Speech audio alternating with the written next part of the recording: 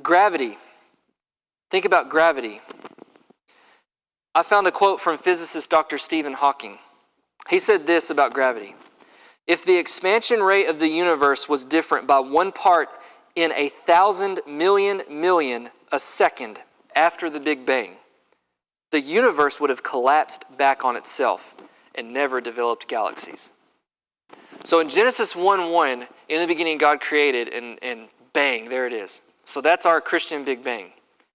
And we'll get to that a little bit later. But he says, if you look at the laws of gravity even, if they were tweaked just, what did he say?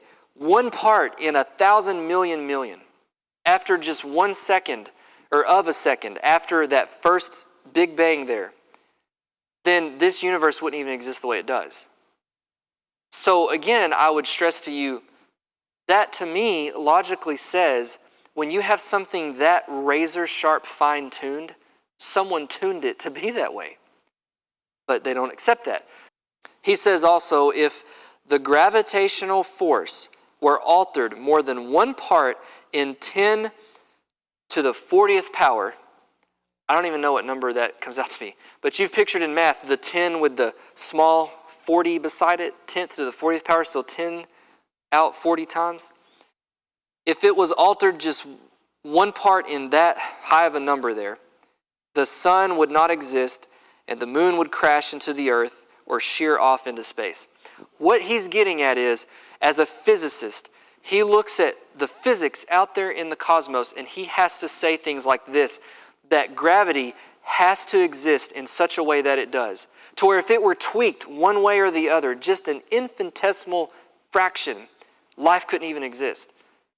And I hear those things and think, that's crazy then for you to not think it's tuned that way. You really want to believe that you just take enough millions of years and everything can work out that way. We don't logically think that way about anything else in life, I would argue. I mean, do you think your vehicle just evolved over 1,000 years? Right? It works properly because it was put together to work properly, and that's how we think. I'm arguing, why when it comes to big stuff, the universe and the cosmos, why is that any different? There's something out there called the Anthropic Principle, and this is what it teaches. The average distance between stars in our galaxy is 30 trillion miles. That distance is needed for Earth to exist in its present life-supporting position.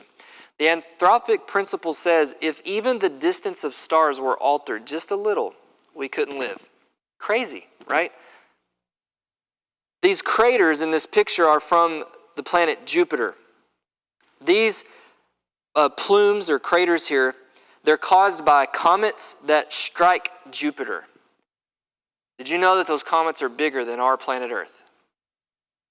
Jupiter's out here, here's Earth, and these comets are coming in. And if they were to hit Earth, it would destroy Earth. It would be like the Death Star blowing up, Coruscant, if you're a Star Wars fan. But it just so happens, right? It just so happens that with enough time and chance, there's a bigger planet than Earth out here protecting Earth from these massive planet-destroying comets. Just random chance, right? I just don't have that kind of faith. It appears to be put there on purpose. Stephen Hawking, once again, he did a show on the Discovery Channel in 2011 called Curiosity, Did God Create the Universe? And he said this, the universe is a machine. Again, I underline that word because to me, that's interesting, that he can see and say it's like a machine that's been put together. It's a machine governed by principles or laws that can be understood by the human mind. I believe that the discovery of these laws has been humankind's greatest achievement. But what's really important is that these physical laws, as well as being unchangeable, are universal. They apply not just to the flight of the ball, but to the motion of a planet and everything else in the universe. Unlike laws made by humans, the laws of nature cannot ever be broken. That's why they are so powerful. But my question would be, where did those laws come from? Why do they exist in the first place? Again, they would tell you, again, given enough time, chance, circumstance, here we are. Again, I'm not trying to be simplistic, but that is a huge leap of faith that I will tell you I can't make. Because I see things like these constant laws of nature and science, the stuff, even these short quotes we've just looked at this evening, and we could look at so much more, the way the body's put together, the way everything works in harmony, the comets smashing Jupiter that don't smash Earth. And I think if you were a little child, you would look at that and be like, wow, like that's really cool. Who made it that way? I think that's the logical conclusion. But the Bible says because we're steeped in our sin, we don't want there to be God, and I believe that's why you have stuff like this. You have smart scientists who are good at their field that see this stuff but yet conclude, but it just can't be God. It's something else. And so you have someone like Richard Dawkins saying it's possible it's a higher alien species. Okay. Conclusion to the design argument. We could keep going like I said, but I believe there was too much evidence that everything we know in time, space, and matter has been finely tuned precisely for life to exist as we know it. If that is the case, evidence says it is, then it must have had a designer. Because again, what's your other possible answer if it wasn't designed? Dawkins couldn't answer that. He kept, when Ben Stein pressed him, he just kept having to say, I don't know. But you got all this data and information telling you it appears designed. Why can't you believe it is designed? You got Hawking saying it's like a machine. Someone built the machine. Like, why is that so hard to come to a conclusion like that?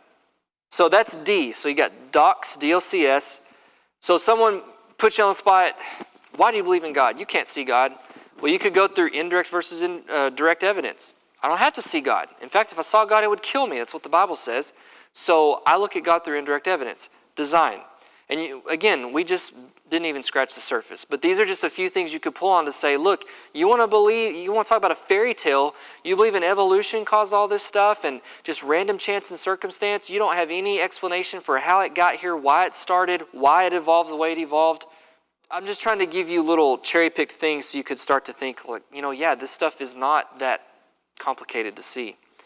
I do want to talk about origins, so that's the O in docs. When I'm saying origins, why did life begin? Why does anything exist in the first place? I asked my professors back some stuff like this. How did evolution start in the first place? The theory sounds nice, I get it, but how did it even start? Where did that first organism come from? Why does evolution evolve into orderly, higher forms? But then the big question to me was, why does anything exist, or why does anything happen at all in the first place? Even if it were ironclad proven that evolution is true, that does not discount that God could have been the originator and designer of that evolutionary process. I want to let you know there are Christians that believe this. They follow a view called theistic evolution. I'm not going to deny their salvation, because we're saved by believing in Christ, not based on a scientific field you hold to, but I would challenge that view. But I just want you to know that there are people that they do look at the data and they do think evolution is true, but they've wrestled with these questions and they conclude, well, but even if you believe in evolution, you're still left with how did it get started? And they would attribute that to God. So Richard Dawkins doesn't know. I challenged professors just to see where they were at on it.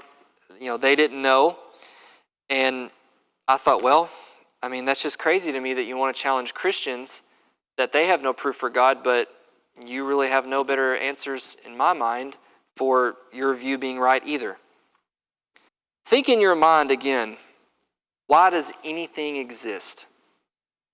It's a weird question to ask, but we're here, right? But have we ever pondered to ourselves, but why am I here? Why is life here? Why does the planets exist? Why does the sun do? Why does anything exist in the first place? Why does something exist rather than nothing? I share this because it was something I found when I was in college being challenged on this stuff that helped me think about, yes, we can see that God exists. Let me share with you why. You see, the majority of scientific theories today now believe that our universe did have a definite point in time in the past where it did not exist, but now it does exist. If it began to exist, then that must mean logically it had some cause for its existence. So if something starts, logically we should say it had to have a cause for its beginning. Does that make sense? Scientific theory used to believe that the universe was constant in the way we see it today. Meaning it's always been that big, and they believed it was probably eternal. Do you remember a guy named Carl Sagan? He had a show, I think it was on PBS. I watched it a little bit when I was a kid, but he died a long time ago. Carl Sagan was an atheistic scientist, and he had a show, I think it was on PBS. And he used to begin that show. He began or ended it, I can't remember. But I remember the phrase he used to say. It was like his catchphrase. He would have this show where he talks about sciencey stuff out there in the universe. But he would always say something like, the universe is all there is, all there has been, and all there will ever be. He held on to that old scientific view that said the universe sort of is God. It explains why we have life. Well, how did the universe begin? It didn't. It's just always been there. It's what's eternal. See, as Christians, we say God is the eternal one, right? He had no beginning. He's always existed. He's the infinite, timeless, eternal one. He's the cause for everything else. But scientific theories used to believe that, no, the universe is eternal. It's always been here. So if you let the universe just have eons of years, it eventually is going to spawn life. It's just bound to happen. Just like you're bound to win the lottery if you play it a gazillion times. You're just bound to strike it eventually. But what's interesting is, as science has gone on throughout time, they've now changed that theory. Has anyone ever heard of the Big Bang? That changed. The old theory of the universe has just been there the way it is.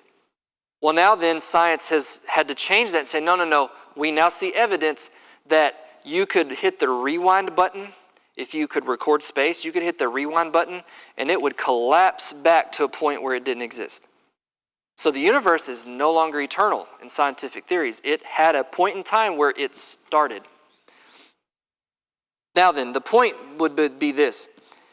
If the universe began to exist, it's not eternal, and science now says it did begin to exist, then my argument is something or someone has to be the cause, the reason for it to have started. Does that make sense? Okay. Because again, think about this logically. Can you think of anything that begins to exist on its own? I had a professor launch a counterpoint back to me and say, well, but you believe God didn't have a beginning for his existence. What's the difference? And I thought about that. I was like, well, I mean, yeah, he's right. We believe God's eternal.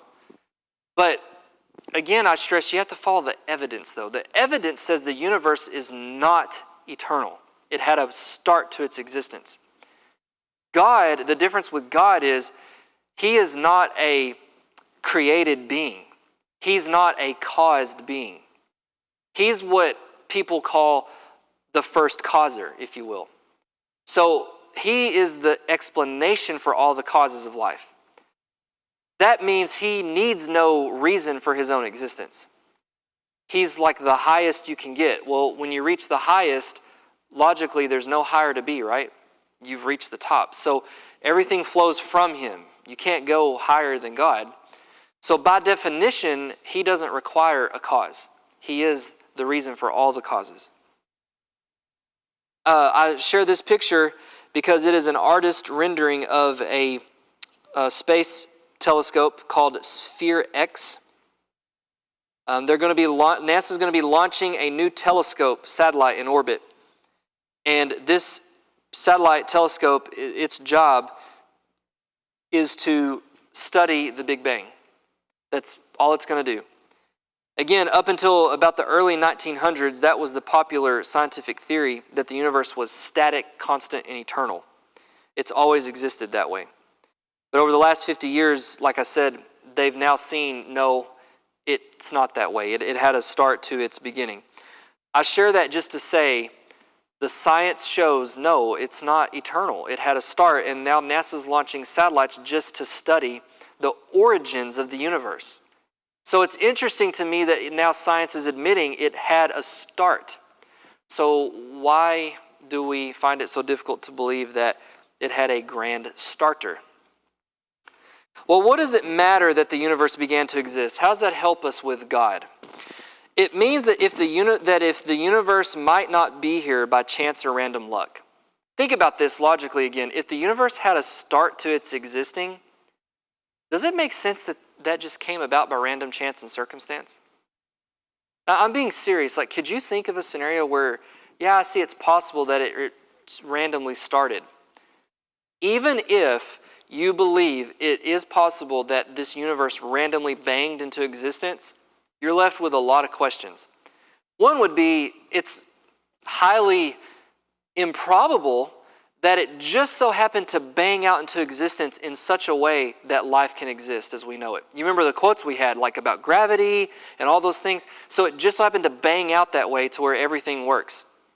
But secondly, I would want to know, well, where did the stuff come from to cause it to explode out? You don't have an answer for that either. So I hope you're seeing a trend here. If you believe in evolution or all these different theories that take you away from God, you're left, in my opinion, you're left with a lot more questions than I have to believe in God. Because you're always going to have to go back further and further, like Dawkins did with Ben Stein. Well, how did evolution start? I don't know. Where'd the first cell come from? I don't know. Could have been aliens. Well, where even, let's say you proved alien life forms. Where'd the aliens come from? You see, you can keep going until you're like infinitesimally asking the question, how did that start? How did that start? How did that start? You're always going to, I don't know. So that's why I keep saying, to me, that takes a lot more faith to believe in stuff like that. If science is telling us now that they've had to change their thinking about the universe no longer being eternal, it started to exist, then I stress to you, science is not as sure and steady as some atheists would want you to believe. I've heard that phrase so many times throughout my life. It's just science. You can't argue with science. Have you ever heard stuff like that? It's just the science. Science is what it is. Yes, but science changes with new data. Think about just COVID. I'm not making fun of the guy. I'm not trying to be political, right? But Dr. Fauci, I can recall from like day one, don't bother wearing a mask. It's for healthcare workers only. Then it became, well, it's for healthcare workers and for people who already have COVID. You need to protect someone else from not getting COVID. Then it became, well, we need to make everyone in the country wear a mask, because they were getting new data and they were having to change the theories and the conclusions that they were making. That should prove to you with that simple explanation or example of COVID that, yes, science helps. I like science. I love to study that stuff too. But science can't be your God. Science can't be your explanation for everything because it's going to change. 50 years from now, it will change. Sooner than that, it will change. I shared with you origins because of this. There's actually Christian philosophers that have coined a term. Don't worry about the term if you just want to know. It's called the Cosmological Argument. Just think origins, think beginnings. And here's what it says. Everything that begins to exist had a cause for its existence. If this is true, it means things that begin to exist were created to exist and exist because some other more powerful force or being intentionally caused them to exist. The universe has now been proven to have had a beginning to its existence. That's now science. Therefore, the conclusion follows, the universe must have had a cause for its existence. The question to research then is, who or what caused it to exist? I find it much more easy to accept and believe that an awesome God caused it to exist and set it up to exist in such a way for our lives to even be possible. Don't get confused by all the wording there. Just think about this sort of logically. When you see anything, you don't naturally assume it just happened to exist on its own. Your car, like we said earlier, your truck, you don't say to yourself, what an amazing feat of the universe that it spawned this truck into existence. We don't think that way. And I'm trying to argue to you that the universe is so much more complex than our vehicles. So why do we just think that they happened? Doesn't make sense. So what did I find so far? We'll recap and we'll be done. Indirect evidence is actually the best evidence for God. Meaning, if someone says to you, well, you can't see God, so can't believe in him. no, let me stop you right there. That's what we talked about last week, but you could call out dozens of different concepts that we don't see, but we believe in all the time. So how do we see God? Through indirect evidence. The universe gives us indirect evidence. It has been designed by a grand designer. The fact that anything even exists in the first place is indirect evidence that it had another being cause it to exist. This thought just hit me, but think about Dawkins' interview we watched. He even tried to come up with a reason for why we exist. His reason was the alien species, right? So even he's having to logically say to himself, you know what, I don't know how it got started, but someone started it, evolution that is on Earth. So he had to appeal to a higher species somewhere out there. But he has to ask that question over and over. Where did that species start? Well, another higher species started them. Who started them? And who started them? Do you see how ludicrous that gets? It doesn't answer anything. The point is, I believe there's too much evidence that the universe is not eternal, accidental, or random, which tells us it was placed here on purpose. My conclusion, there is all the indirect evidence we need to see that this universe is here by design. It has a grand, powerful designer, God. So we talk about fingerprints being indirect evidence, right? I believe that's what God's done. He's left us his fingerprints. It's as if God left us fingerprints for us to see him. There's multiple fingerprints of God. We just barely didn't even scratch the surface, but the razor-sharp design in the world out there, the cosmos, the universe, the origins of how anything even begins. I really believe it takes more faith to admit that it appears to be designed, but you refuse to acknowledge that it actually could have been designed. I quoted you just two guys that admit it appears to be designed, but they're not going to admit God designed it. That, to me, right there is the definition of blind faith. You have evidence pointing you one way, but you refuse to keep going to that conclusion, which is God. You just stop short and say, no, it might look that way, but we will not acknowledge that that's the answer. That, to me, is really, truly having blind faith. I believe it honestly takes more faith to not believe in God than it does to believe in God.